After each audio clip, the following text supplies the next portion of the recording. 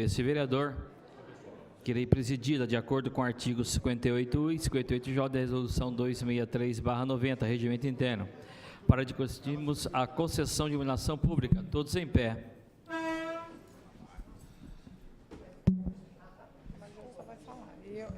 Invocando a pressão de Deus, vereador na Câmara Municipal de Bauru, inicia seus trabalhos às 15h02. Lembramos a todos, de acordo com o parágrafo 2º do artigo 58J do Regimento Interno, a duração dessa audiência pública será de 2 horas. Foram convidadas para estar presente o Instituto Soma, secretárias municipais de Negócios Jurídicos, de Obras, Desenvolvimento Econômico, Turismo, Renda, e diretor responsável pela área de iluminação pública da Prefeitura Municipal de Bauru, CPFL, a SENAG e IAB. Precisar de alguma coisa? Conforme determina o parágrafo 1º do artigo 58J, o uso da palavra, conforme os convidados, será da seguinte sequência. Quero comunicar também, quem estiver assistindo essa audiência pública pela TV, na TV, no Facebook ou no canal do YouTube, também pode participar enviando perguntas e comentários. Basta mandar uma mensagem à página da TV ou no Facebook, TV Câmara, ou pelo WhatsApp 14 981 19 5511, 981 19 5511. A pergunta ou comentário será encaminhado na hora e, se for o caso de não ser dado tempo, a mensagem será enviada para o destinatário depois da reunião. Quero agradecer a presença do vereador Miltinho Sardim, solicito ao mesmo que secretaria essa reunião. Agradecer a presença do vereador Carlinhos do PS, também a todos os secretários aqui presentes.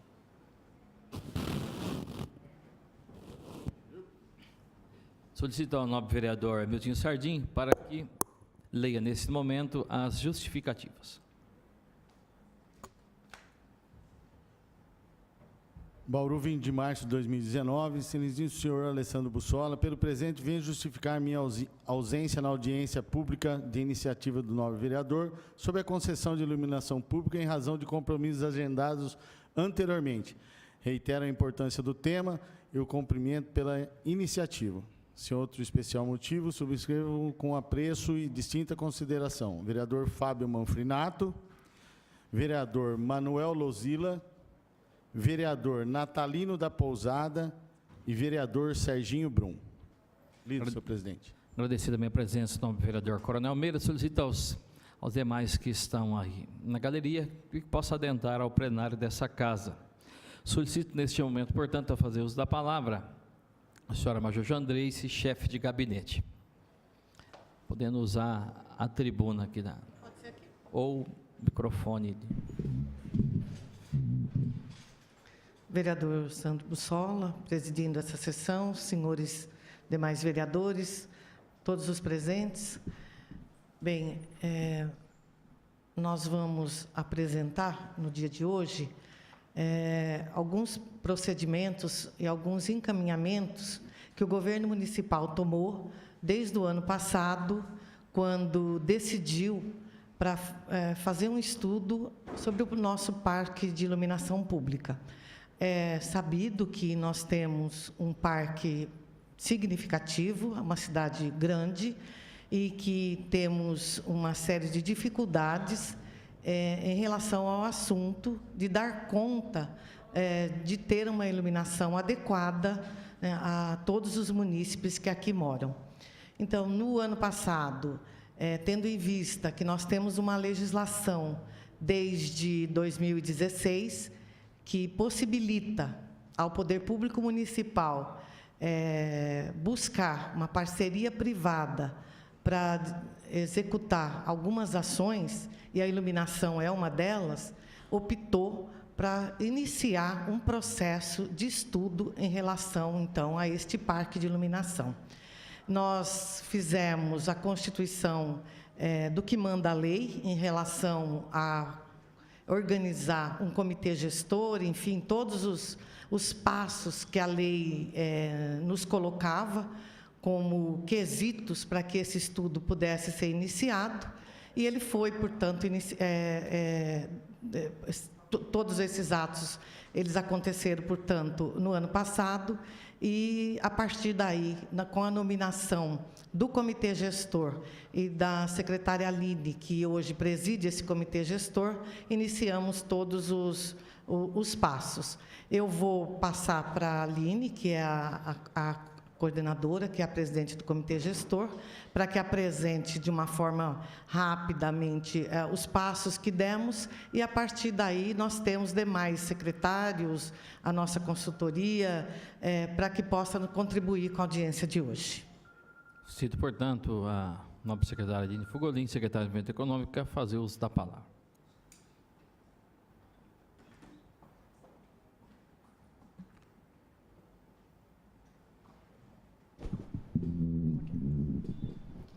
Boa tarde, senhor presidente, a todos os nossos vereadores, ao público aqui dessa casa, os que nos ouvem, nos acompanham também agora pelo WhatsApp. Muito boa tarde a todos. Como disse a nossa chefe de gabinete, o objetivo hoje da nossa participação é apresentar, atualizar a nossa cidade, as pessoas que aqui nos acompanham, dos passos que este Conselho Gestor, através da legislação obrigatória e também da legislação criada para este fim, como estão se organizando. Aqui a gente colocou todas as legislações, e lembrando como começou todo esse processo. Em 2010, a ANEEL, que é a Agência Reguladora da Energia Elétrica, facultou aos municípios e delegou a eles a possibilidade de gestão e manutenção dos serviços de iluminação pública. Então, vejam que isso não é tão antigo, por se tratar de gestão pública, é até recente, e para que a gente possa ter uma dimensão, depois a nossa consultoria pode falar um pouco dos casos exitosos, não são muitos casos de concessão ou parceria público-privada de iluminação no país. Nem estamos falando só do Estado de São Paulo. Por isso, nós tomamos todos os cuidados para que a gente possa dar cada passo de acordo com a lei e de acordo com a realidade do município. Então, como bem disse a nossa chefe de gabinete, em 2016 estava instituído o programa de parcerias. Em 2018, nós alteramos a lei municipal para poder instituir e atualizar esse programa, e com o decreto do nosso prefeito, nominando o Conselho Gestor de Parcerias Público-Privadas, que vale a pena reforçar que é formado não só pelo poder público, como representantes também da sociedade civil. Aqui também, no decreto, através do decreto, também regulamentou a criação do regimento interno, o funcionamento, as reuniões. Também dispomos aqui do procedimento da MIP, ou seja, o procedimento PMI, que é o procedimento de manifestação de interesse, para que as empresas interessadas no estudo do parque de iluminação pudessem ter acesso e pudessem fazer as suas propostas. Depois foram designadas as pessoas que são hoje a nossa denominada Secretaria Executiva, formada por membros do gabinete, da Secretaria de Desenvolvimento Econômico também, que faz todo o acompanhamento administrativo das propostas, dos resultados, e também aqui vem depois um pequeno histórico, lembrando que tudo isso são atos públicos e estão no site da Prefeitura Municipal, especialmente as atas de reunião do Conselho. Então, qualquer cidadão pode ter acesso. O ponto principal que nós destacamos aqui foi a necessidade que o Conselho chegou ao consenso de termos uma consultoria especializada para o trabalho. Lembrando que não temos expertise dentro da própria Prefeitura e tampouco em algumas secretarias, mas levamos em conta esse fator e foi contratada uma empresa, ali temos o edital, a vigência do contrato, e a vencedora, inclusive, hoje se encontra presente aqui nesse plenário, a empresa QGMB, da cidade de Belo Horizonte. Os técnicos aqui estão, o Mário e o Adrian, que depois vão fazer o uso da palavra. Os serviços contratados por licitação pública, e na descrição dos serviços constam a análise da situação, a análise desse sistema de iluminação do município, os estudos que nós vamos agora, no próximo slide, nominar os senhores, a elaboração de um relatório final de entrega, lembrando que tudo isso está tendo início neste mês e que teremos o prazo aí de 90 dias para os estudos. Aqui estão as empresas classificadas, nós tivemos apenas, aqui estão as classificadas, e aqui no próximo slide nós temos as desclassificadas e a razão da desclassificação. Então, aqui nós temos empresas de várias partes, né? Inclusive uma delas teve um recurso deferido pelo nosso jurídico, então tudo isso está sendo acompanhado pela Secretaria de Negócios Jurídicos. O nosso procurador, Dr. Gustavo, também está aqui presente, caso alguém tenha alguma questão, alguma dúvida. E ali no prazo para entrega, é o prazo para entrega dos estudos, ou seja, a fase em que estamos neste momento, não há nada definido ou decidido. Ainda estamos na fase dos estudos do parque de iluminação, para então, após a entrega deste, ser definida a modelagem que vai ser objeto de licitação. Então, quais são essas etapas? Estamos agora aguardando a entrega dos estudos pelas empresas, é isso que nós estamos fazendo, tudo dentro do prazo, nesse cronograma. Depois nós vamos ter parâmetros para a prestação do serviço, que está incluído nessa participação, a gestão da rede, a operação, o controle, são alguns dos itens que constam neste estudo necessário, as questões técnicas jurídicas, então como é que vai se dar a modelagem, a viabilidade econômica financeira, como é que vai ser tratado, o nosso secretário Everson, em seguida, vai falar a respeito da condição financeira, e a seleção dos estudos, que vai ser também avaliada por um grupo técnico determinado pelo esse conselho gestor, ou seja, não só nós mesmos, o próprio conselho que vamos avaliar, e vamos nos valer de uma faculdade da lei, que é de ter um grupo técnico apoiado por esse conselho, inclusive já prevendo também, senhor presidente, audiências públicas depois, para que a população e a comunidade possa acompanhar o que está sendo feito. Da nossa parte, aqui a gente já entra um pouco mais no aspecto financeiro, da alteração da lei da CIP. Eu vou passar para o secretário Everson, se o presidente me permitir, para que depois a gente também vai ficar aqui à disposição para as perguntas. Muito obrigada.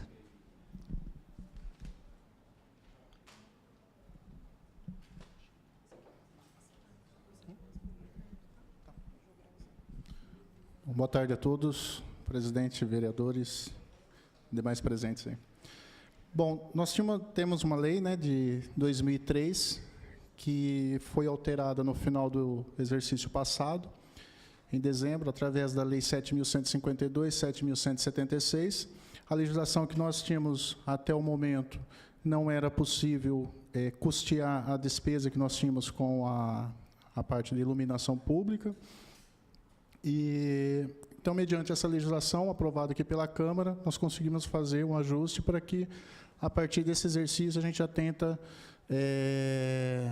ajustar as contas, né, as receitas de acordo com as despesas.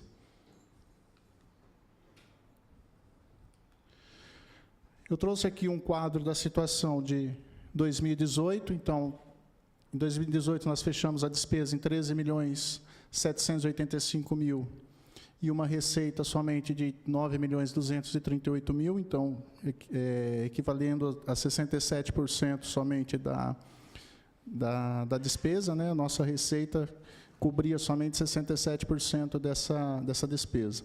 Para 2019, a previsão que nós temos em orçamento e de acordo com a legislação aprovada é que a gente já chega a suprir aproximadamente 98% das despesas. Por quê? Os meses de janeiro, fevereiro e março, nós ainda estamos na noventena dessa legislação, então não podemos aplicar a lei de imediato. E para 2020, nós conseguimos, então, já superar, então, esse déficit, né, e chegar aos 100%. Aqui nós já estamos incluindo o custeio, né, e mais os 15% de investimento que a lei faz essa previsão. Acho que a parte de financeira, no momento, é essa, talvez depois dos estudos a gente tenha que analisar, mas o momento que nós temos de apresentação, parte financeira que nós temos, legal, essa daqui. Vou passar para o Ricardo agora, talvez queira complementar mais alguma. Muito obrigado, presidente.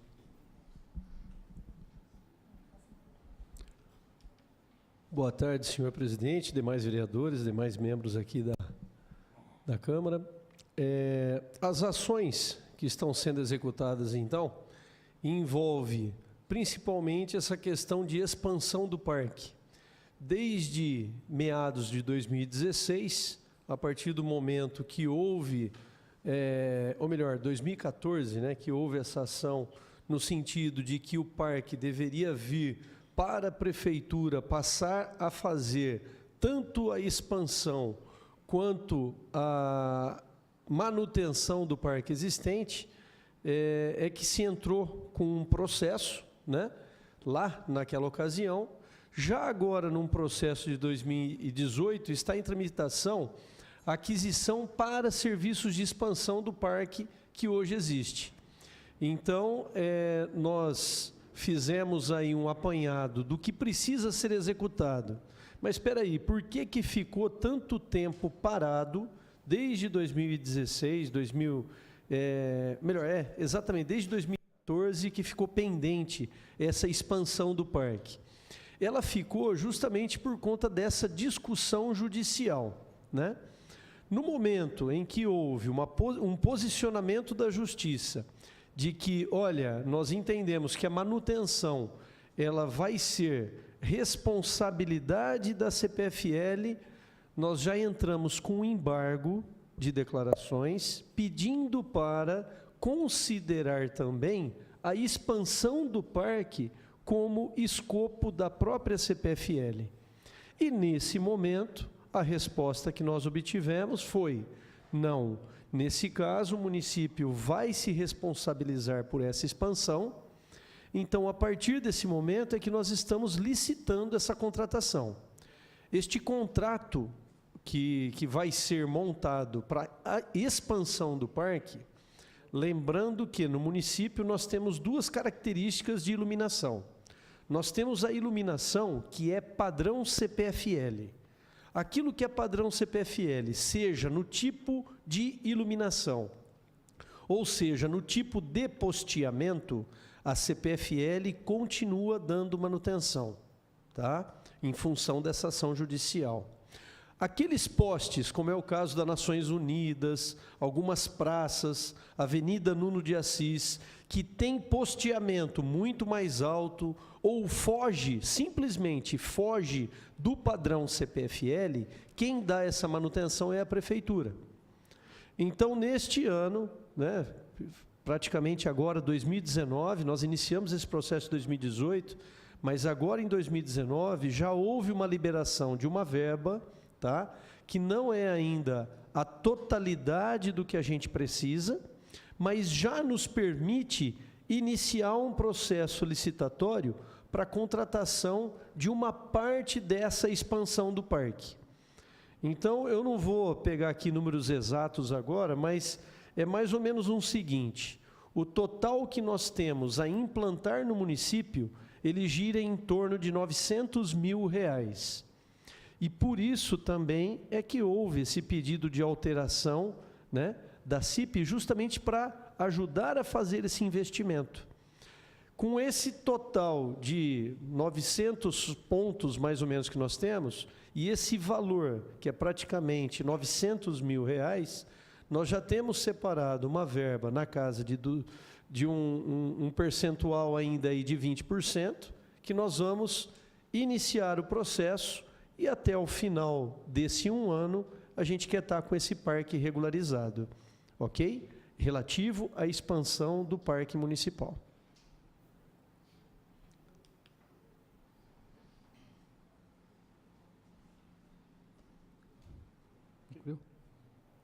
Neste momento, portanto, eu gostaria de convidar para uso da palavra, que se encontra aqui, o senhor Mário Guimarães e o senhor Adem Batista também, na consultoria da empresa.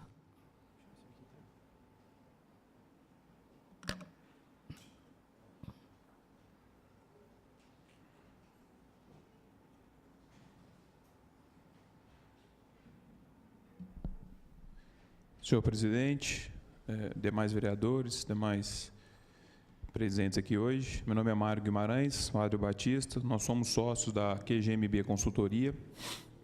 Somos uma empresa especializada na estruturação de projetos de PPPs e concessões, não só da área de iluminação pública, a gente atua também em outros segmentos.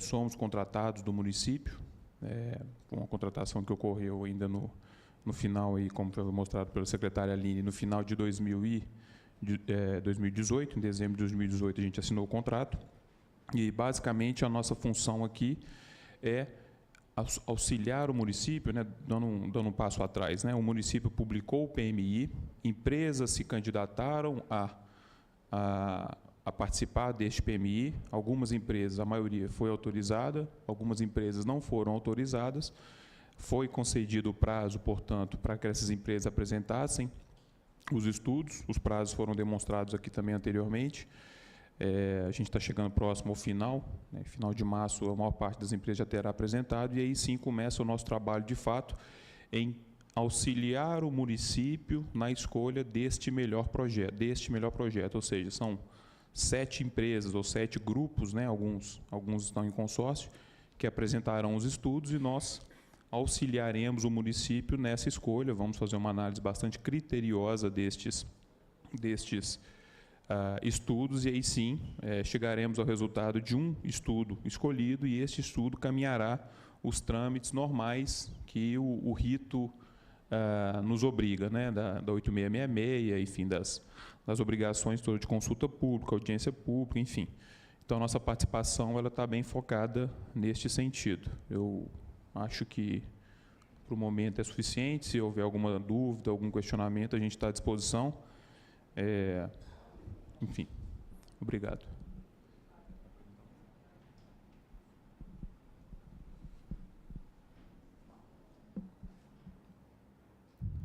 Após a explicação, eu gostaria, nesse momento, de abrir para as perguntas.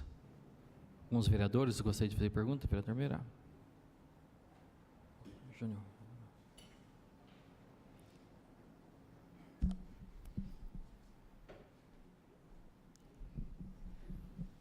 Boa tarde a todos e a todas. Eu gostaria de saber da secretária Aline, ou então do senhor Mário, que acabou de se manifestar agora. Eu queria entender um pouco sobre esse estudo que a Prefeitura contratou, sobre os PPPs e sobre concessão. Afinal de contas, qual é o objeto desse contrato? Se foi contratada uma empresa para que ela possa apontar qual é a melhor alternativa para o município, se é PPP ou concessão, se isso já foi feito ou não. Porque, pelo que eu entendi, não. Eu não sei se... Vereador Meira, boa tarde. Realmente, como o senhor colocou, a contratação da empresa ela vem no aspecto da modelagem. Essa modelagem ainda não está definida. Hoje mesmo, na reunião que tivemos, nós estávamos olhando o cronograma e, ao final de toda a entrega das propostas das empresas que estudaram o parque de iluminação, virão, então, os estudos técnicos da empresa de consultoria que vai nos ajudar a pensar nesta proposta, nessa modelagem.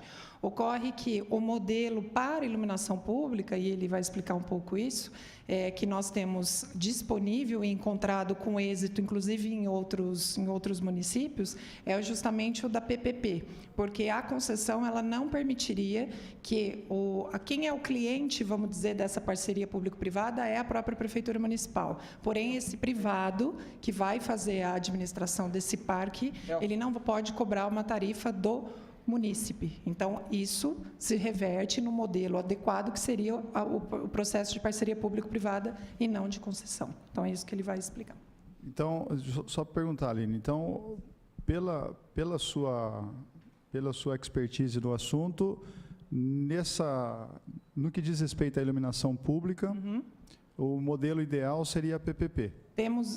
Não temos essa resposta 100% ainda fechada, porque vai depender dos estudos que estão vindo, ou seja, as empresas estudaram o parque de iluminação, quantidade de pontos, toda essa questão para a gente fechar a questão de qual vai ser o modelo contratado. Porém, o que nos leva, pela experiência, pela possibilidade jurídica, e é isso que ele vai complementar, é a parceria público-privada. A gente visitou também, vereador Meira, alguns municípios para conhecer um pouco do que estão fazendo, e a PPP nos dá mais possibilidades, inclusive, de pensar numa cidade do futuro, ou seja, que você consiga, com essa parceria público-privada, trazer outros elementos, como, por exemplo, a visão da cidade inteligente, que tanto está sendo falada. privado, né? Então você consegue agregar valor aí às luminárias, a gestão de qualidade da eficiência dessa iluminação nesse parque de iluminação, através de uma parceria público-privada, você tem muito mais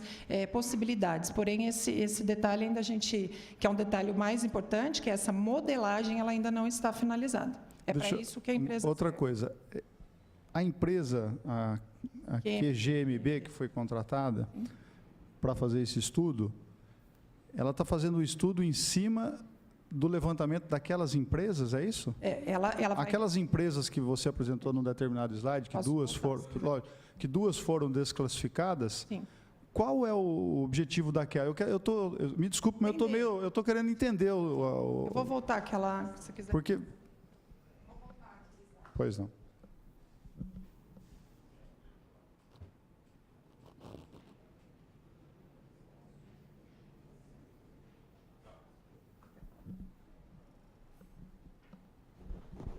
Eu sou mais baixo, né?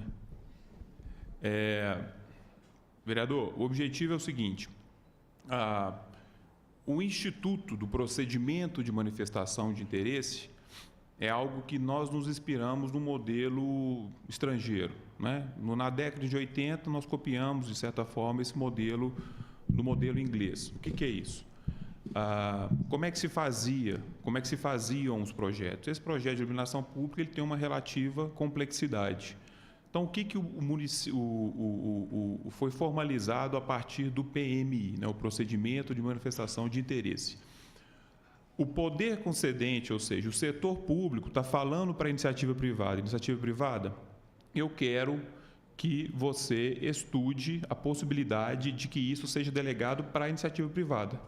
Tá? Então, ele está falando assim, eu não quero hoje, estou com essa discussão com a CPFL, possivelmente tem essa discussão judicial, mas isso deve caminhar, aí talvez um sentimento meu de que isso fique de fato com os municípios, mas eu não quero me antecipar. Então, esse ativo de iluminação pública definitivamente caminha para que seja uma atribuição municipal. O PMI veio falar o seguinte, pela porta da frente, o município pergunta para a iniciativa privada, quem quer se manifestar para estudar esse objeto? Sistema de parque de iluminação pública do município. Modernização, eficientização, todas as características para ampliá-lo, para melhorá-lo, né? E, então, o município, então isso já existe em decretos federais, decretos estaduais, o município publicou isso, é uma legislação que o município publicou, mas outros municípios, o próprio governo federal já tinham isso, e perguntou e abriu, dentro desses critérios, se você tiver isso, critério A, critério B, critério C, CNPJ, comprovação de experiência, etc. e tal, então tem todo o rito previsto no PMI, quem atender a esses ritos vai poder se autorizar, vai ser autorizado para fazer esses estudos. 9 empresas se candidataram, 7 cumpriram o rito, cumpriram aqueles critérios, e 2 empresas, essas aí desse slide, não cumpriram. Foi dado o prazo, se eu não me engano, 60 dias úteis, né? 90 dias para fazer o estudo, esse prazo está acabando. A diferencinha ali a diferença nas datas ali foi porque foi enviado o AR, então houve uma pequena diferença de datas no recebimento, porque tem empresa que é mais próxima, no estado de São Paulo, tem empresa que é fora de São Paulo, enfim. Essas empresas vão, de fato, fazer o estudo, tá? Então, elas vão apresentar e falar assim, a empresa primeira lá, BMPI, ela vai entregar um edital com todos os anexos, vai fazer um estudo econômico-financeiro, vai fazer um estudo jurídico, vai fazer um estudo técnico-operacional. Vai falar assim, no meu entendimento, a PPP deveria ser assim. A segunda empresa, a Zopone, vai fazer a mesma coisa, e assim por diante, sucessivamente, até as 7 empresas apresentarem. Nós, da empresa contratada, que é GMB, nós pegaremos os 7 estudos, leremos todos os 7 estudos, nós temos alguns critérios aqui que a gente já conhece, do tipo assim, esse estudo aqui por exemplo, está estimando muito o investimento, que é o CAPEX, ou esse estudo aqui está superestimando, ou seja, está onerando o cofre público, né, o recurso público. Então, a gente tem uma série, vamos fazer uma análise bastante criteriosa da parte econômico-financeira, da parte jurídica, da parte operacional e falar, entendemos que das 7, a empresa X é a melhor, tá? E nós vamos justificar isso pelos critérios que a gente vai apresentar. naturalmente, apesar de termos escolhido uma das 7, nós podemos fazer algumas adaptações, algumas adequações que nós, em conjunto com o município, entendermos necessárias. Ok? E aí vamos chegar em um edital com todos os anexos prontos para serem licitados, seguindo todos os ritos normais que a gente conhece bem aqui, todos nós conhecemos, né? Então, o nosso papel não é fazer um estudo do zero, é receber os estudos de forma criteriosa, avaliá-los e pautar o município na melhor escolha, né? Então, não existe uma sobreposição, ou seja, 7 empresas entregam e a 8ª que é a gente contratado fazemos de novo, não. Né? Nós não partiremos do zero, partiremos deste ponto aqui. Com a Exatamente, a partir disso, né, será feita a escolha por e esse modelo vai ser, naturalmente, em consulta pública e audiência pública, que são ritos obrigatórios para esse tipo de projeto, vai ser oportunizada a palavra aqui para o cidadão, para os vereadores, assim por diante, e adaptações serão feitas, né? Ou seja, discussões desse tipo acontecem, são naturais e são saudáveis, né? Elas dão transparência para esse projeto como um todo. Eu não sei se respondi. Eu já entendi. Agora eu comecei a entender o que significam essas empresas e o que significa a empresa do senhor nesse contexto. Agora eu entendi. É que eu tenho outras dúvidas, mas depois eu vou perguntar, vou esperar o Ricardo se manifestar. Então, até aproveitando, né, para quem não é tão afim dessa área, e eu sei que a gente está aqui numa audiência pública para levar essas informações para a população, o principal objetivo da contratação dessa empresa é ela dar informações para o município para que ele consiga comparar laranja com laranja, banana com banana. Vai fazer uma equalização completa dessas propostas para que nós não tenhamos nem alguém que está destoando demais ou alguém que está destoando a menos. Então, ele fazendo essa equalização vai facilitar a decisão do município para depois não haver um arrependimento depois do serviço já contratado, vai estar tudo equacionado. Senhor Mário, eu ia fazer mais uma pergunta para o senhor, já que o senhor tem, a empresa do senhor tem, o senhor mesmo disse que já tem expertise no ramo, o senhor deve saber que no nosso município aqui, nós temos uma ação judicial promovida pelo município, né, em que a CPFL, ela, de uma hora para outra, por decisão, eu não sei se foi uma portaria ou uma determinação da ANEEL, em que o município passaria a ter a responsabilidade. O município, na época, não concordou com isso, e lutou pelo direito dele de falar, não, isso é responsabilidade sua. E, ao que consta, essa decisão foi favorável ao município, destoando, na verdade, do que acontece no restante das outras cidades. Segundo consta, nós vamos perder isso no futuro, porque, na verdade, isso que a ANEEL fez é algo que o próprio Supremo já reconheceu como legal. Conhecendo essa pendência judicial que nós temos aqui, isso não prejudica o estudo e prejudica também, quem sabe, fazer uma PPP? Porque nós vamos fazer uma PPP em cima da realidade atual. E, de repente, essa realidade pode mudar, para o bem ou para o mal. De repente, a empresa que foi a contemplada, ela pode ter prejuízo. Então, eu queria saber se o senhor tem conhecimento dessa pendência que nós temos aqui judicial e se isso não pode comprometer caso o município venha, no futuro próximo, decidir qual é a melhor alternativa para a iluminação pública. Acho que o doutor Gustavo vai poder responder com mais clareza, porque ele tem conduzido esse assunto aqui dentro, né, do município.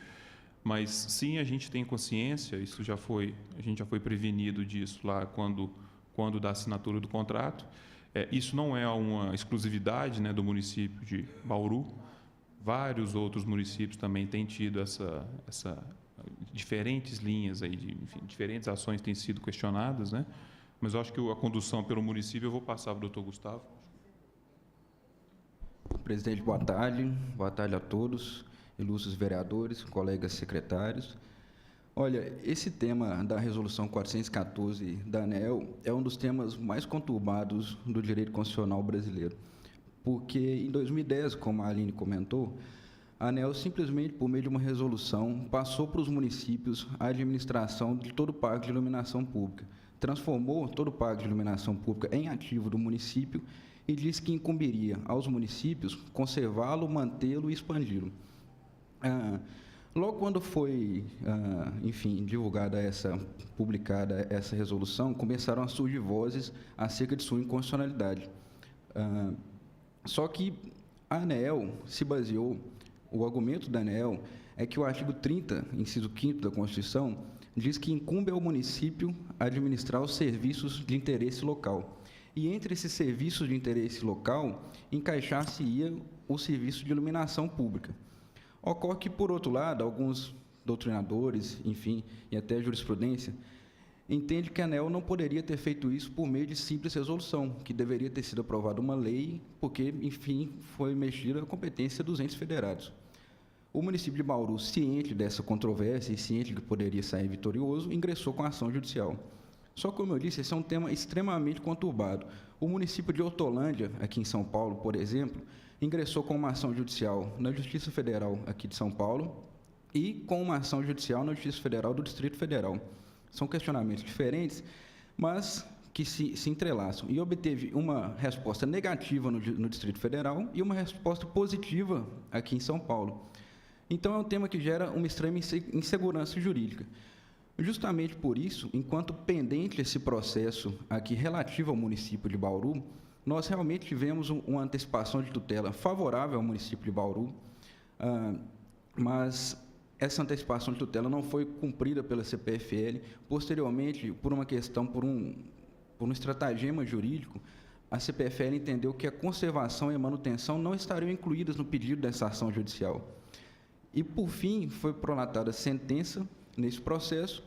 Esse processo foi sentenciado, nós, como o Ricardo bem disse, entramos com embargo de declaração, a Procuradoria do município, mas, ainda assim, a juíza manteve o entendimento de que não caberia à CPFL fazer a manutenção e conservação desse parque de iluminação pública e também, obviamente, a expansão. E, justamente por isso, baseado em todo esse entendimento, foi que foi dado início ao procedimento de manifestação de interesse para contratar os estudos para subsidiar a escolha da modelagem jurídica e econômico-financeira da concessão. Então, não foi algo feito de súbito, foi algo extremamente bem fundamentado, com base no andar do processo judicial e com base principalmente na premissa de que o cidadão não pode ficar refém dessa insegurança jurídica. É preciso que o município tome alguma medida para resolver essa questão, enquanto o tema é resolvido na seara judicial. E agora, em novembro de 2018, inclusive, foi proposta uma ação declaratória de constitucionalidade, de número 60, e que já foi, inclusive, conclusa ao relator, mas que questiona justamente essa resolução. Óbvio que o tema vai se arrastar por longos anos, a gente conhece o judiciário brasileiro, principalmente o Supremo, muito assoberbado, e não podemos esperar enquanto o tema é definido. Com base na experiência anterior de vários outros municípios, foi decidido fundamentadamente por optar por esse procedimento de manifestação de interesse para escolher a modelagem e, aí sim, contratar a empresa. Então, nós estamos, sim, cientes dessa ação, ela foi considerada e, apesar do teor dela, entendemos que ela não trará prejuízo ao PMI. Certo?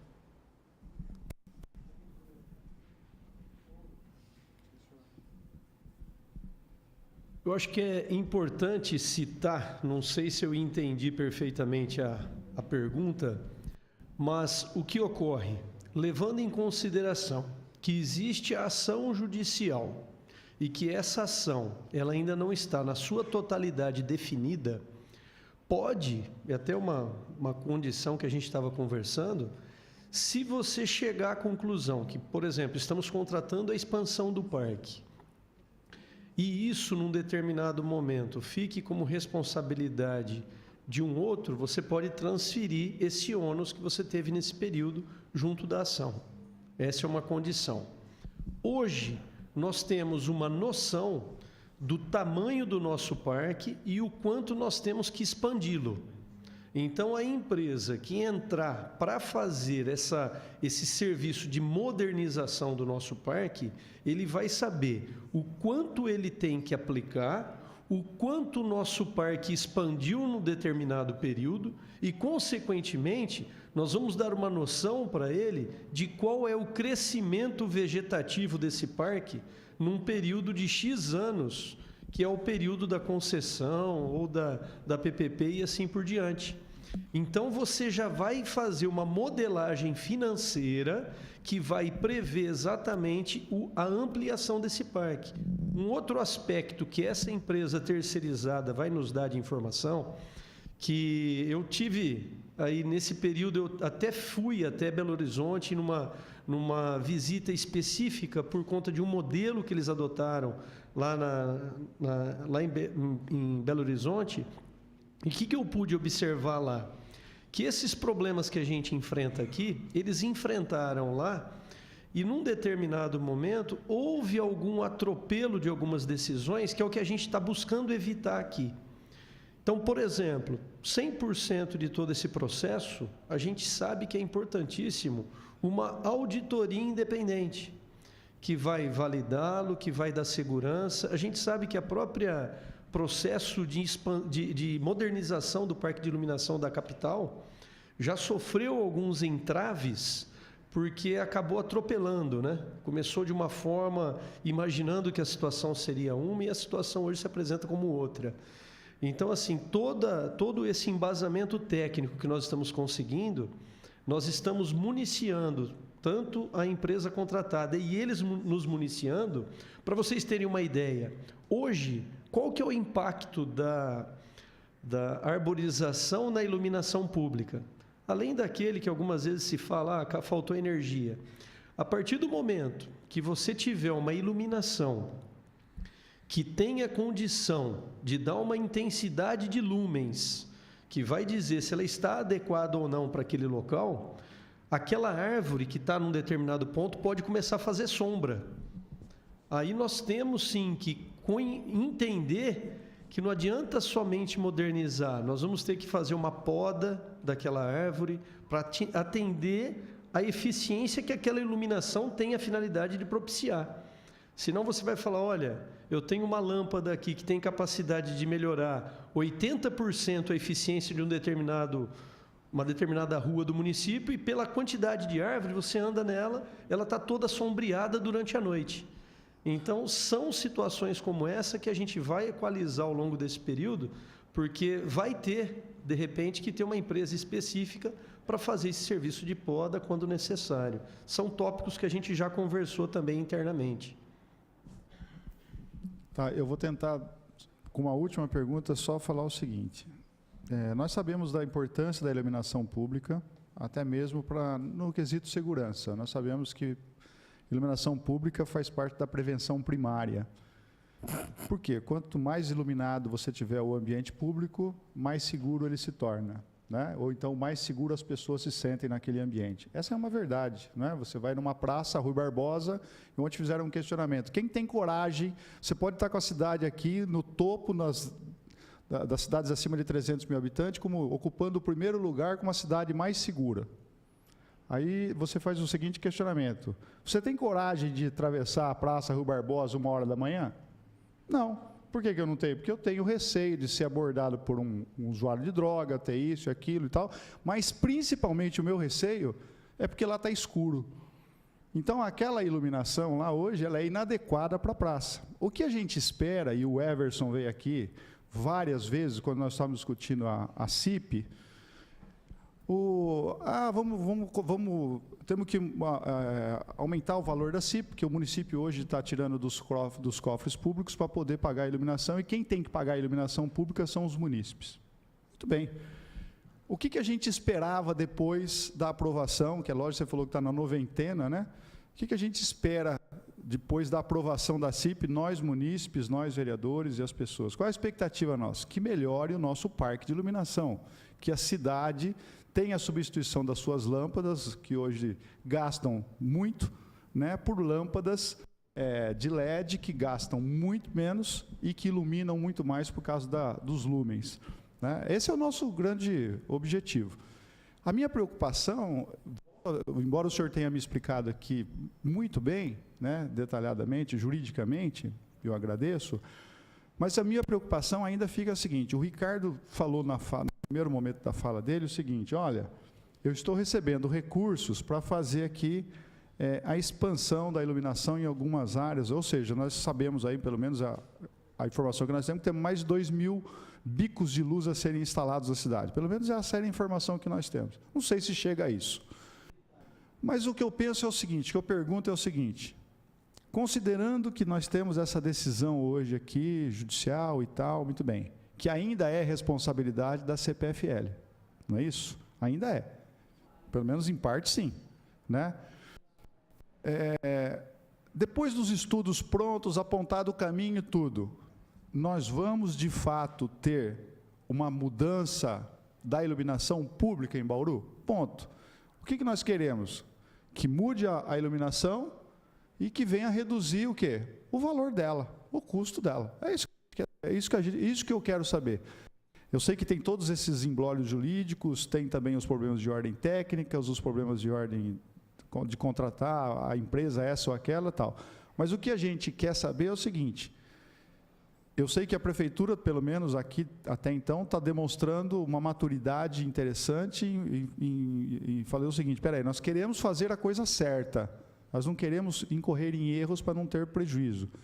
Se tudo isso que vocês estão falando aqui hoje, nessa audiência, acontecer, a partir de quando nós podemos esperar que venha a começar a substituir as lâmpadas, né? E eu acredito que vai ter que ter um critério técnico para a substituição dessas lâmpadas, né? Pode até se usar os hotspots da Polícia Militar, ou seja, onde nós temos incidência maior de crimes, para que essas praças comecem a ser substituídas, tenha a iluminação substituída.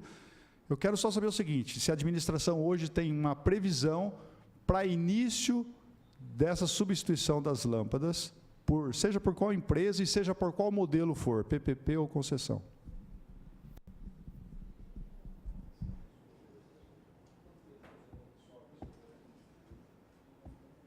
Logo em seguida também eu gostaria de ouvir, aproveitar o conteúdo, só depois dessa resposta, que eu gostaria de ouvir também o Instituto Soma, que está aqui, para contribuir também nos prós e contras dos modelos jurídico, tarifário e também da gestão de iluminação pública. Vereador, a gente agora já está entrando no estudo em si, né? Os estudos irão apontar isso. Então, vamos supor que algumas empresas vão apresentar um cronograma de 24 meses, algumas vão apresentar de 36 meses. Então, assim, eu não saberia dizer sem ter lido os 7 estudos. Não, foi essa a pergunta ou não?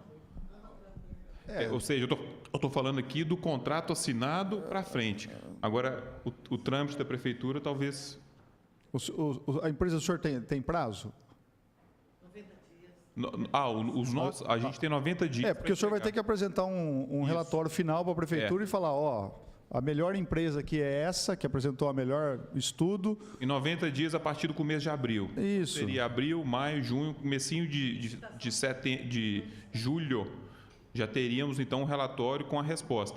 Eu não estou me atrevendo aqui ainda. Não, lógico. Porque a 8666 é um desafio, né? Total. Sabe que... Sim. Não quero aqui também, mas os prazos todos. Então, eu quis me referir a, uma vez licitado e uma empresa contratada, né? Enfim, passo atrás, né? Qual foi o modelo escolhido? Isso. Né? Então, um município desse tamanho varia um pouco. Por exemplo, Belo Horizonte tem 180 mil pontos. Foram 5 anos para troca. Tem municípios com 50 mil pontos em 2 anos, município com 12 mil pontos em 1 ano. Entendi. Então, mas esse outro rito aqui da 8666, né? Sim. Eu não me atrevo muito a falar ainda, talvez possa complementar. Até o que a gente estava conversando aqui é o seguinte: tendo essa evolução até julho, normal, dentro do processo licitatório, nós trabalhamos com um cronograma de que a partir de janeiro de 2020, nós comecemos a fazer a substituição das lâmpadas no município, pela empresa vencedora desse certame. Então, e aí, o prazo no qual ela vai investir e aplicar 100% da modernização, é como o Mário colocou, pode ser um período de 2 anos, 3 anos ou até mesmo 1 ano e meio. Vai depender justamente da vencedora, porque nós estamos falando de um tamanho de município aí com em torno de 45 mil pontos e que a gente sabe que não é algo muito complicado em termos de velocidade, mas isso vai estar adequado também ao modelo financeiro que ele apresentar e o que for aprovado. Tá? Quero agradecer a presença também do presidente dessa casa, Dr. Segala, que se encontra aqui. Gostaria também, nesse momento agora, que o Instituto Soma fizesse uso da palavra também. E vamos torcer, né, para que a Congenharia não participe do processo, senão nós não vamos trocar uma lâmpada em 10 anos nessa cidade. Boa tarde, presidente, senhores vereadores, boa tarde a todos. Eu gostaria de, se os senhores me permitirem, fazer um histórico, até para a gente se situar como nós estamos aqui, né? Com a edição da Resolução 414 da ANEEL, o artigo 218 dessa resolução determinou a transferência dos ativos imobilizados em serviço de iluminação pública aos entes competentes, aos municípios. O fundamento para essa determinação, o doutor Gustavo já colocou, foi o artigo 30, inciso 5º da Constituição Federal, que diz que é de competência municipal a prestação de serviços locais.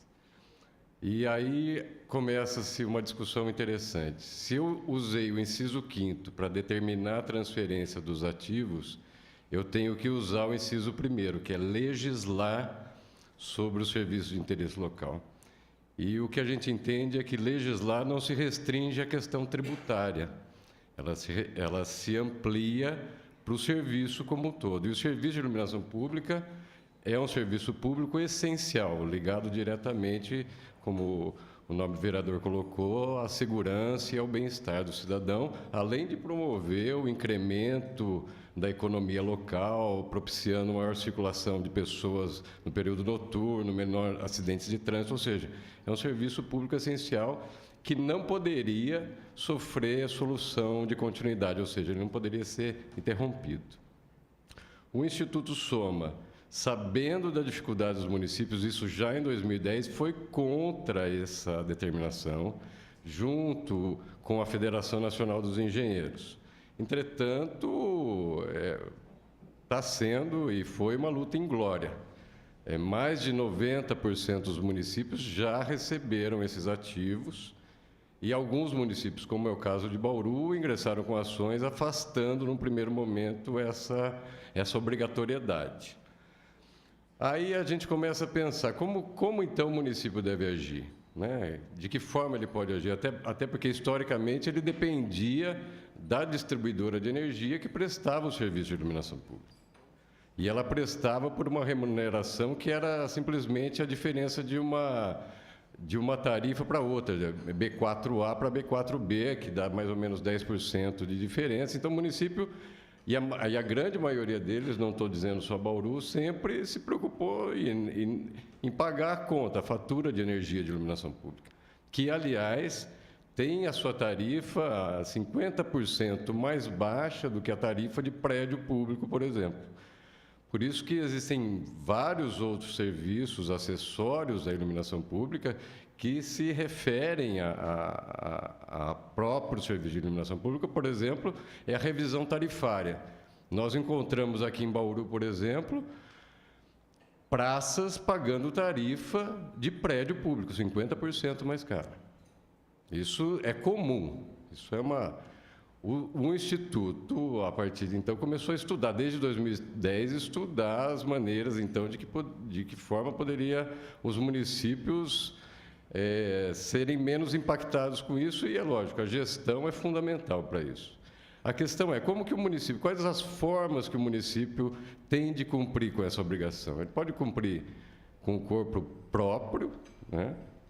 ou terceirizar o serviço pela Lei 8666, que não é o melhor modelo, até porque uma contratação por esse instituto seria no máximo de 60 meses e a chance de que o serviço seja interrompido ao final e o procedimento licitatório é uma incógnita, é muito grande. Além do que, todo o investimento para a modernização tem que sair dos cofres municipais. E aí nos sobra as concessões. Nós temos no Brasil 3 tipos de concessões possíveis, né? 2 modelos da Lei 11.079, que é a lei das PPPs, e o modelo da concessão comum, que todos nós já estávamos acostumados, que é da 8987, de 1995. Ou seja, é possível se fazer uma concessão comum? Juridicamente, hoje, eu digo aos senhores que é possível. E talvez fosse até o melhor modelo para o município. E só é possível por conta de um julgado do STF que julgou constitucional a CIP. O que acontece nesse aspecto é que as TIPs, as taxas de iluminação pública, inclusive Bauru cobrou durante muito tempo as taxas de iluminação pública, foram reiteradamente julgadas inconstitucionais e culminando, então, até numa súmula do STF, que é a súmula 670.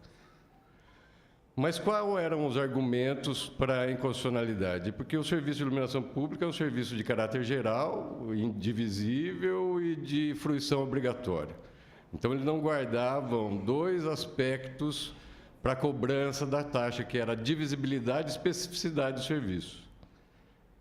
Entretanto, até por um movimento municipal, houve a emenda constitucional 39, que trouxe, então, o artigo 149A, que instituiu, então, a CIP, a Contribuição de Iluminação Pública, prevendo nesse artigo ainda que ela poderá ser cobrada na fatura de energia. Então, nós temos um tributo que foi levado ao Supremo e ele foi dito o seguinte, a constitucionalidade dele também foi questionada, e o Supremo disse o seguinte, olha, ele é constitucional, ele é um monstro jurídico, porque ele guarda características da taxa, mas ele não é uma taxa, ele guarda características de um imposto, mas não é um imposto. E o Supremo trouxe um requisito para a concessão comum, que ele dividiu e especificou, que era o que faltava para as taxas anteriormente. Então, juridicamente, hoje é possível se fazer uma concessão comum. O que acontece, e o grande desafio é que, a partir do momento que eu crio uma política tarifária, a insegurança para o parceiro privado é muito grande, porque eu tiro a natureza da cobrança de um tributo e passo para a natureza de um preço público. E se eu pego esse preço público, que seria a tarifa de iluminação pública, e jogo dentro da fatura de energia do consumidor, ela se caracteriza como serviço acessório, que o consumidor pode afastar essa cobrança a qualquer momento. Então, teria outras formas. Eu poderia cobrar no carnê do IPTU, mas qual que é a inadimplência do IPTU de Bauru? Qual que é a inadimplência? Poderia jogar também numa fatura de água. Mas qual que é a inadimplência? Ou seja, a insegurança e o desafio para uma concessão comum está na efetivação de uma política tarifária. Mas é possível e, ao nosso ver, talvez para o município fosse o melhor modelo, porque o empreendimento numa concessão comum é por conta e risco do concessionário. O que se deve sempre lembrar é que o equilíbrio econômico-financeiro do contrato também deve ser preservado. Mas todas aquelas matrizes de risco entre poder público e parceiro privado, elas inexistem, porque todo o risco fica com o particular. Aí a gente tem 2 modelos de parceria público-privada, a administrativa e a patrocinada. Nesse modelo, então, e tem se difundido no país, é o modelo da parceria público-administrativa, a concessão administrativa, né? E aí eu tenho uma matriz de risco que vai ser estabelecida, provavelmente pelos participantes, atribuindo quais são os riscos do poder público e quais são os riscos assumidos pelo empreendedor, pelo setor privado. Mas eu gostaria que, vocês me permitirem também, o Instituto Soma está fazendo hoje toda a consolidação de dados do país inteiro, de iluminação pública de todos os municípios para a Eletrobras. Isso para uma política também do Procel. E aí a gente se depara hoje com cenários dos mais distintos. Nós fomos chamados, no ano passado, pelo governo do Estado da Bahia, para criar uma política estadual de apoio aos municípios, porque, e aí, vereador, se o senhor me permitir, vem o Liame, mas como que um ente invade a competência de outro, né? Como é que o Estado vai atuar com a iluminação pública, já que a competência é municipal? O Liame está justamente na segurança pública e está na eficiência energética. E lá, mais ainda, porque mais de 90% dos municípios têm abaixo de 50 mil habitantes.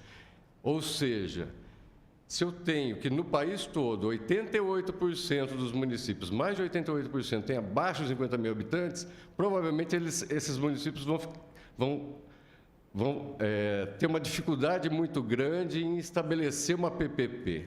Pelas restrições da própria PPP, com investimentos de 10 milhões, 5% da receita corrente líquida, que são entraves que não deveriam estar para um serviço de iluminação pública, até porque ele tem uma receita vinculada. A CIP, ela é vinculada e só pode ser gasta com iluminação pública. Ou seja, o Estado de São Paulo, Bauru, é um município privilegiado que pode ter uma CIP superavitária e que pode fazer uma PPP, mas a grande maioria dos municípios brasileiros não vão poder levar adiante uma PPP.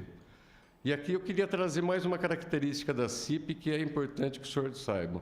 A CIP em Bauru, durante muito tempo, ela estava sendo utilizada simplesmente para o custeio, pagar a conta, a fatura de energia, e mal pagava. Entretanto, a CIP ela deve comportar os custos, ou seja, custeio e investimento em iluminação pública. Ela tem que pagar a fatura, ela tem que pagar a gestão, ela tem que pagar a manutenção preditiva, preventiva e corretiva, ela tem que pagar a expansão, porque o município vegetativamente cresce, e também a modernização, porque esses equipamentos vão se tornando obsoletos no tempo, né? Então, esse é o cenário. Nós acreditamos lá no Instituto que as concessões, não existe nenhum modelo de concessão adequado para a iluminação pública, entretanto, o poder público ele tem que optar, né?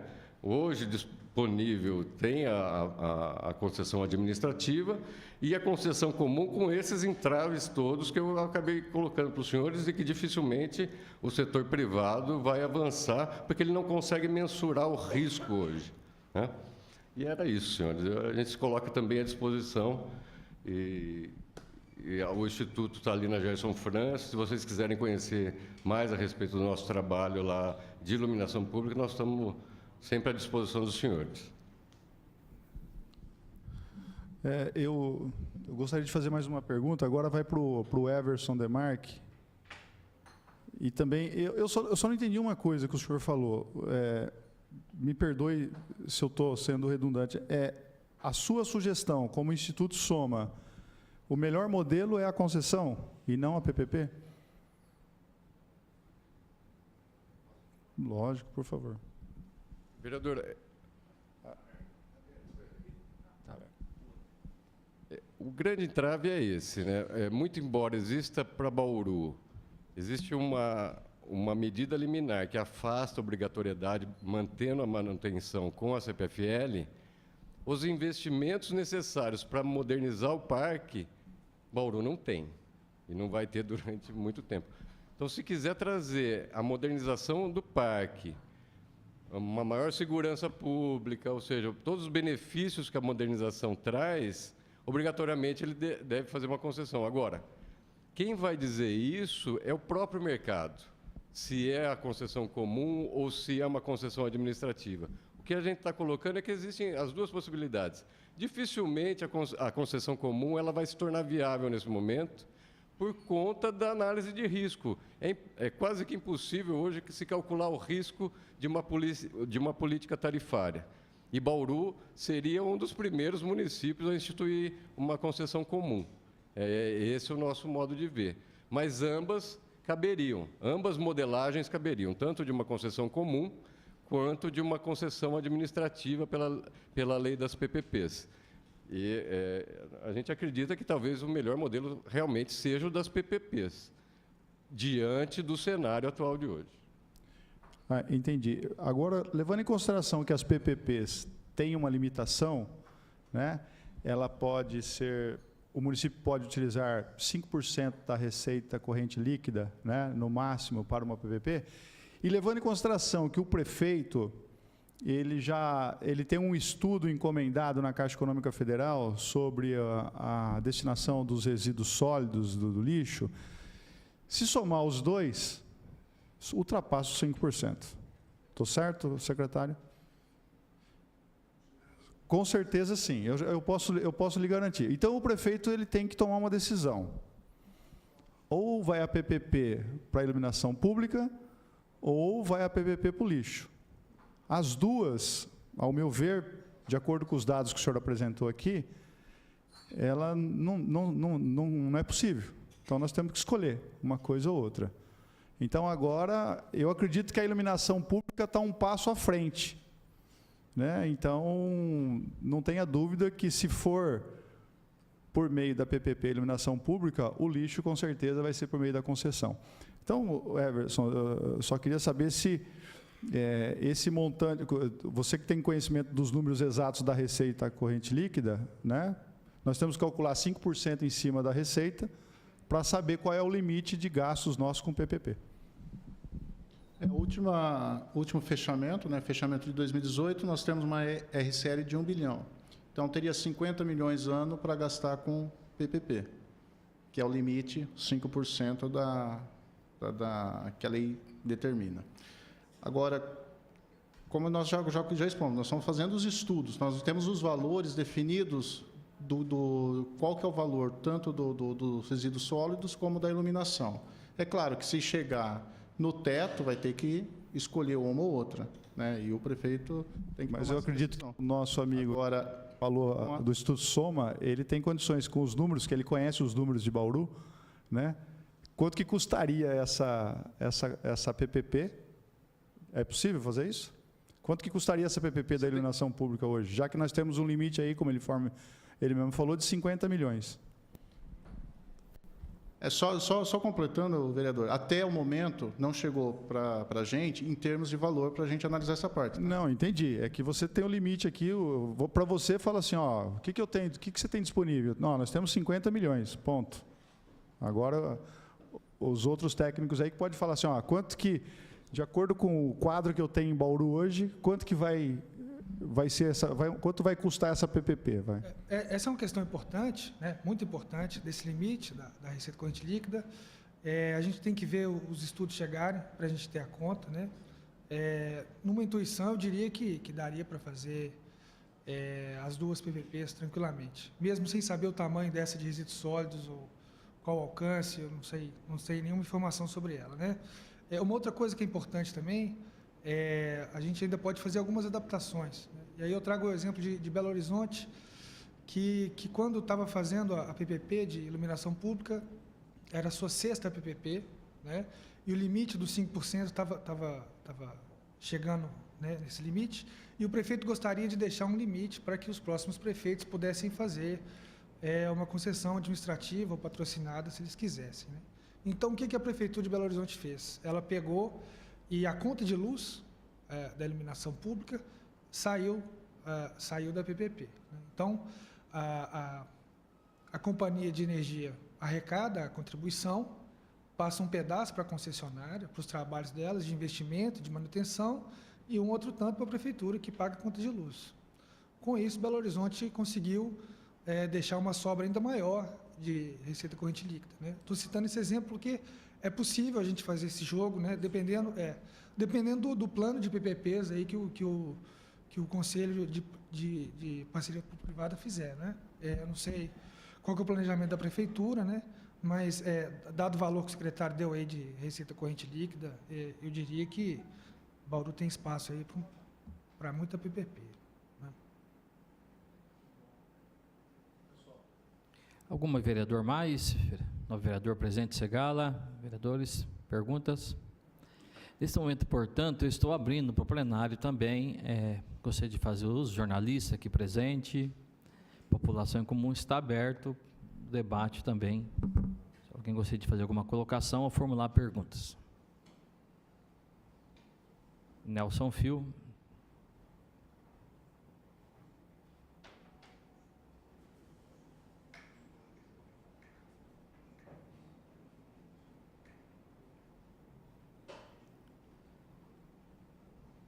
Nelson Fio, Movimento Popular. Só uma questão, um esclarecimento. O plano diretor dividiu a cidade em setores de planejamento, 12 setores urbanos e 9 rurais. Aí fez a lei de abarreamento, que passou por essa Câmara aqui. E agora eu queria uma informação. A iluminação ela pode ser feita por setores ou tem de ser feita na cidade toda? Porque nós temos o plano diretor e temos a lei de abarreamento, que fala que é nos setores de planejamento.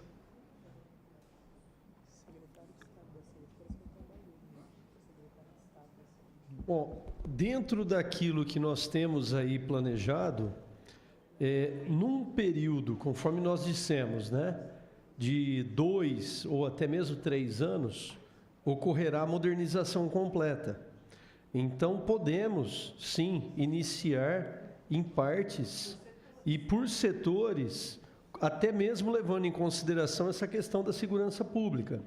De repente, nos primeiros 6 meses, nós vamos atender os setores que têm maior índice de segurança, menor condição de segurança pública. Então, vamos iniciar por ele. Mas, ao longo desse período de 3 anos, no máximo, tudo tem que estar contemplado com a modernização.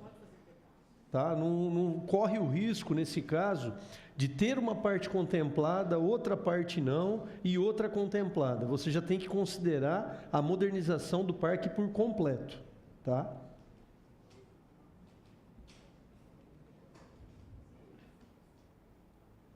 Permite, vereador, presidente, só para complementar,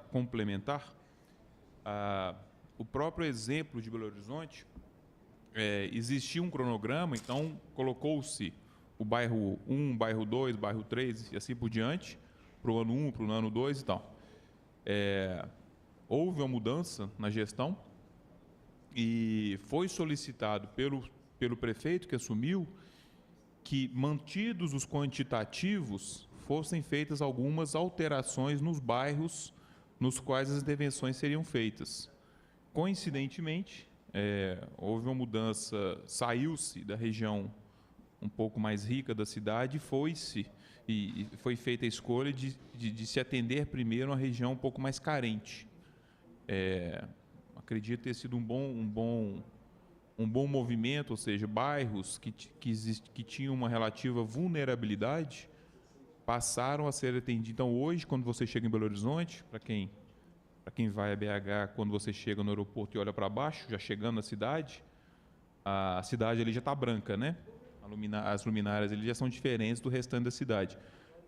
É uma das regiões um pouco mais carentes, né, do município, e foi deixada a região sul do município, uma região mais rica e menos exposta a esse tipo de violência, enfim, qualquer tipo de vulnerabilidade, por último. Então, além disso, quando da elaboração dos estudos, e aqui a 4 mãos, a prefeitura terá também esse poder de falar, poxa, eu quero, em vez do bairro A, eu quero o bairro B, não importa o motivo, né? Então, a gente pode fazer esse rearranjo e publicar o edital dessa forma. Então, acho que está complementando um pouco o que o Ricardo falou. Né? Nelson Gonçalves.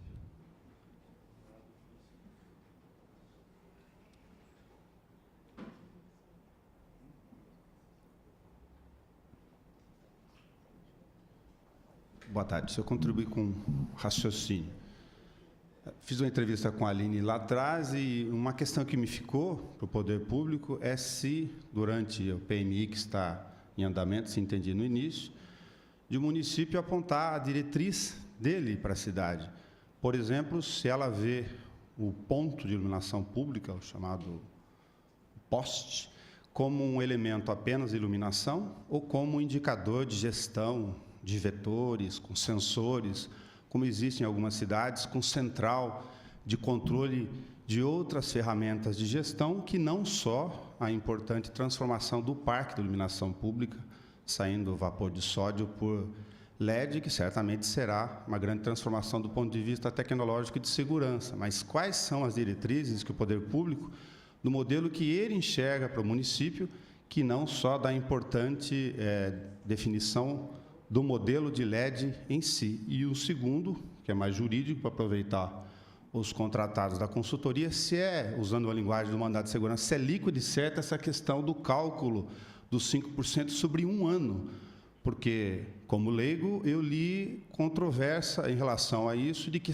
essa conta seria em relação ao tempo de contrato. Aí muda muito o parâmetro, mas é só um ponto de vista para ser elucidado em relação ao leigo. Se é exatamente 1 bilhão, 5%, 50 milhões por ano, e essa conta em relação à iluminação pública e o lixo, evidentemente, nós que sabemos dos contratos, sabemos que ela não cabe as duas juntas.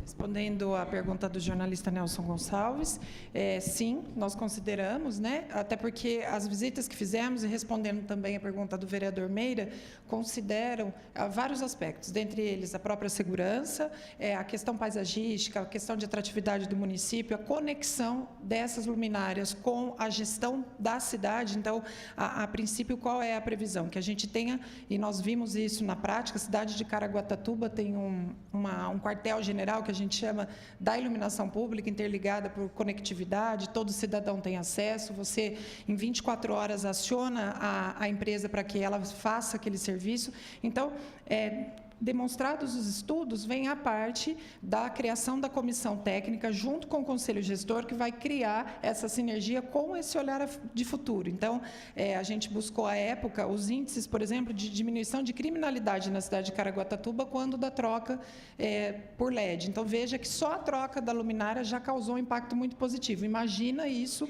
conectado com sensores de calor, de água, enfim. Nós também visitamos algumas empresas em São Paulo e ao redor de São Paulo, próximo a Campinas, que são gigantes da eletricidade, que já estão se instalando no Brasil com vistas a esse mercado.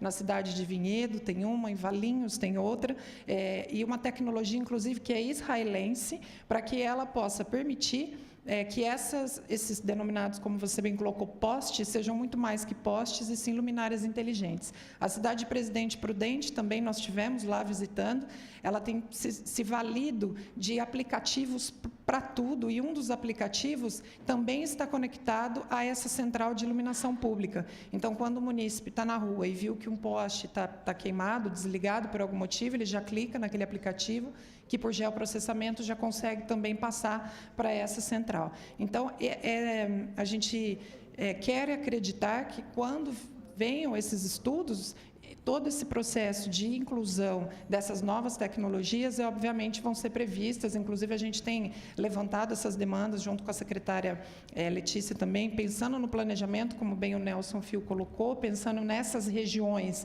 e priorizando, obviamente, as que mais vão necessitar, primeiro da troca, que é algo básico, algo necessário, depois os incrementos que virão aí ao longo do processo de implantação. Isso aqui é complementar.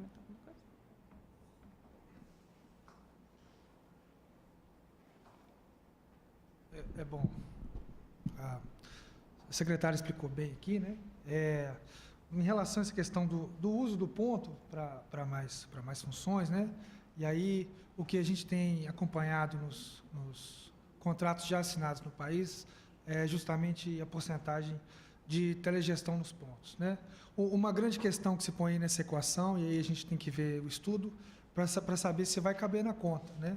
Ainda é uma tecnologia cara e ainda é uma coisa muito aberta, é uma discussão para os próximos anos, né? O que a gente faz, né? A gente também trabalha com a modelagem em si, em vários municípios. O que a gente deixa é justamente a margem para que o contrato se adeque quando for o momento de falar de telegestão, né? Ou seja, Se o município lá na frente quiser fazer um trabalho de sincronização de semáforos, de olho vivo, de sensor de enchentes, enfim, a gente tem aí uma série de usos, né?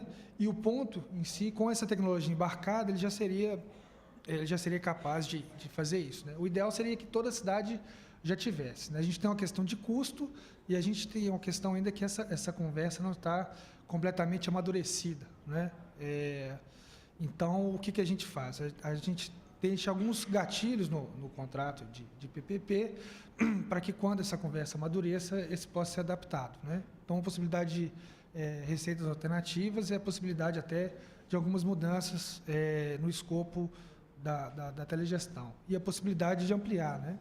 Por enquanto, a gente vê nos contratos aí uma delimitação das áreas mais prioritárias, e nessas áreas já se embarca essa tecnologia, né? Mas nada impede que isso possa se expandir no futuro para o município inteiro, principalmente porque a tendência dos preços é diminuir, né, com o tempo. Em relação à pergunta do jornalista, da Receita Corrente Líquida, a Lei 4320, ela traz logo no seu início que o orçamento é anual, né? Então, eu entendo que todo o raciocínio em cima do orçamento é anual, né? Então, apesar do contrato ser de 25 anos, o gasto com contraprestação pecuniária ele é anual, né? Então, os 5%, quando a gente fala, é do anual. Se a gente tiver que somar 25 anos de contraprestação para fazer a conta, a gente teria que somar 25 anos de receita corrente líquida também, né?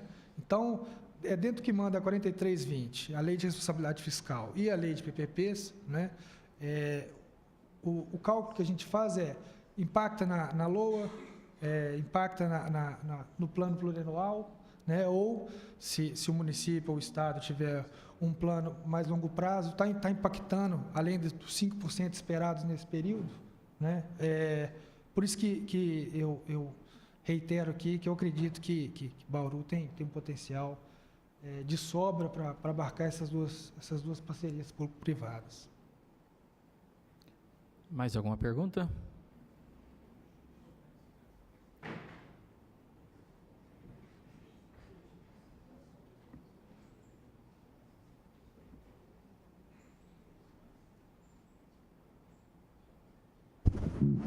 Boa tarde, Márcio Colim, Instituto dos Arquitetos do Brasil. Eu queria fazer uma pergunta com relação, ainda pegando o gancho do Nelson, com relação ao ponto.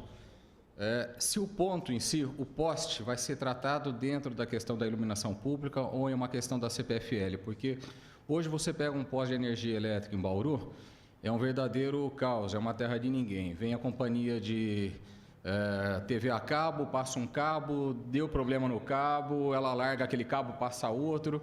E isso muitas vezes a gente percebe que prejudica inclusive a própria iluminação pública. Panes que são dados em postes ou em energia e falta iluminação pública, mas causados por terceiros. Como é que está sendo contemplado isso dentro dessas concessões que se está estudando?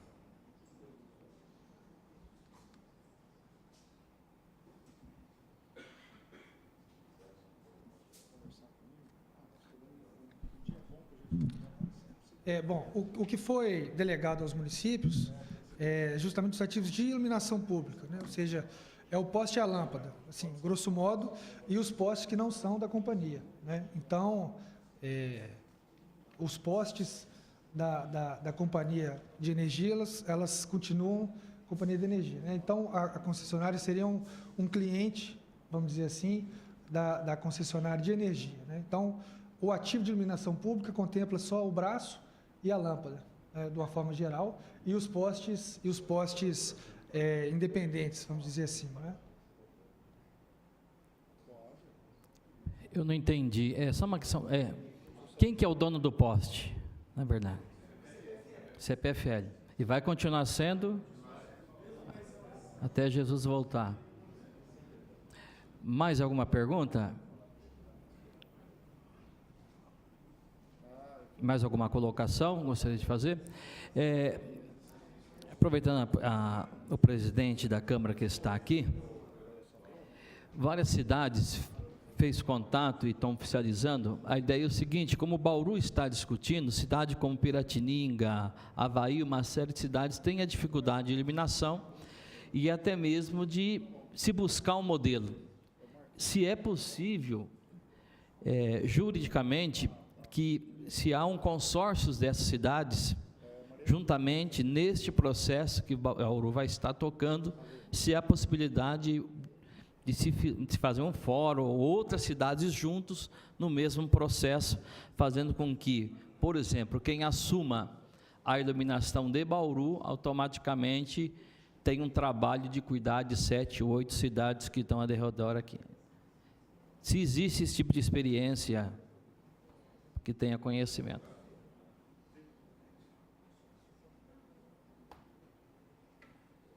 Vereador Sandro, da nossa parte, nós já chegamos até a conversar com alguns municípios a respeito dessa possibilidade.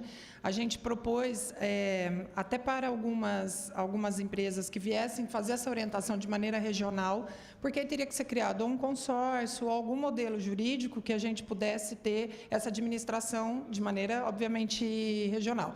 Não sei se vocês têm algum modelo, mas o que nós visitamos no estado de São Paulo, todos os que foram propostos não caminharam, por N motivos. Alguns, como, por exemplo, nós dissemos, a grande maioria das cidades, como o próprio Instituto Soma colocou, são de baixo número de habitantes, né? Então, aí você tem a questão da própria contribuição, que acaba mesmo somando todo o quantitativo das cidades, não consegue suportar o modelo jurídico aí para poder fazer a gestão dessas cidades, então não fica efetivo e não fica também, não tem retorno para a empresa que tem a gestão, que for a ganhadora da gestão. Então, não temos no estado de São Paulo nenhum modelo que seja do nosso conhecimento, que tenha sido efetivado de consórcio em razão dessa situação. Agora, fica também aqui a proposta para que a gente já venha discutindo alguns outros temas regionais e Bauru está, obviamente, à disposição para apoiar.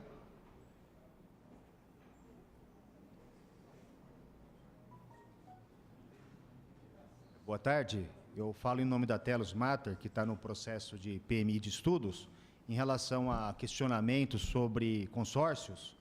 A Telos ela estabeleceu alguns consórcios, mas na região norte e nordeste do Brasil, através de associação de municípios, devido à igualdade da CIP, né, ser comum através da concessionária de energia estadual. Então, pode ser modelado um processo através da associação de municípios, o que aqui na região eu acho praticamente impossível ser modelado. No caso aqui da cidade vizinha de Pederneiras, o processo já foi licitado, o contrato de PPP lá, de iluminação pública, a gente participou, e então já está para ser assinado. Então, lá foi feita uma tarifa CIP completamente diferente da de Bauru e das outras cidades da região. Tá? Então, caso tenha interesse de algum outro município está procurando a Prefeitura de Bauru, poderia encaminhar para conversar conosco e nós poderíamos orientar. Dá licença. Mais alguma pergunta? Esclarecimento? Portanto, gostaria de agradecer a presença de todos e está encerrado, portanto, a audiência pública às 16h29.